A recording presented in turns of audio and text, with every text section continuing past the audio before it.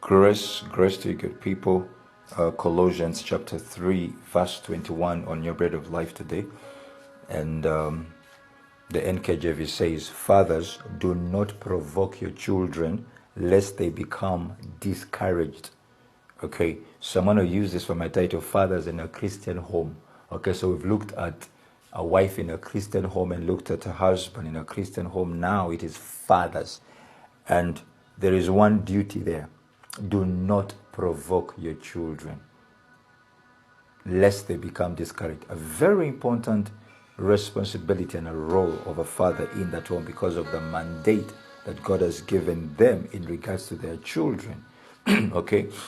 They are patriarchs, they are matriarchs, patriarchs whom God has given the responsibility of nurturing them in the fear of God. So it's a very important command. So the duty of fathers in a Christian home is to provoke their children in a right way, or else they could end up crushing the spirit of their children. They live with a crushed spirit. So in our theme text, fathers are not to be hard on their children. They are not to harass their children.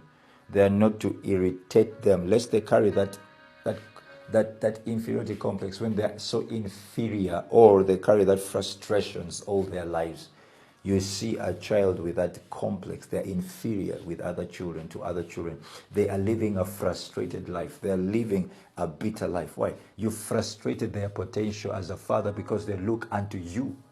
Are you understanding what I'm saying? They look unto you as an example, but if they don't see that, you frustrate them and they become inferior.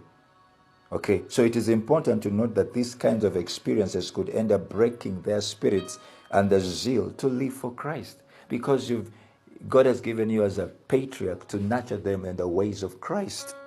So it's therefore not right for parents to persistently, for example, meditate on their children's weakness and failures in life. Have you found parents that keep on reminding their children how stupid they are, how foolish they are, how they do not know mathematics, or how they're good for nothing, and you persistently do that every day, every week, every month? You're frustrating them. It's not in your place.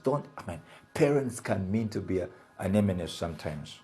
Why would you focus, persistently tell them about their weaknesses? Why?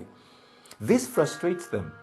It frustrates their potential and their zeal to live for life. So with this persistent meditation, the children end up being darkened by the very clouds that are meant to protect them in this evil and a fallen world.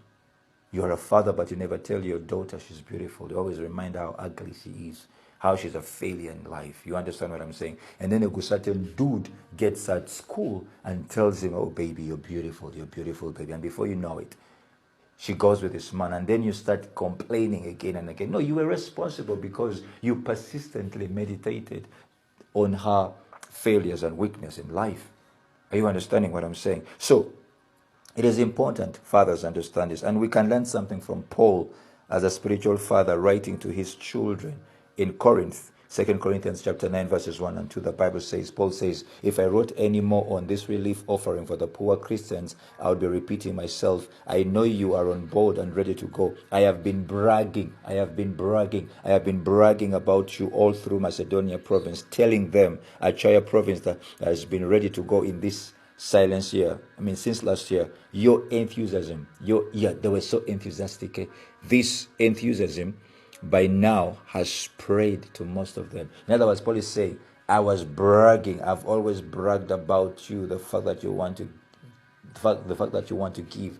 I have bragged about you. But remember that this Corinthian church had very many problems.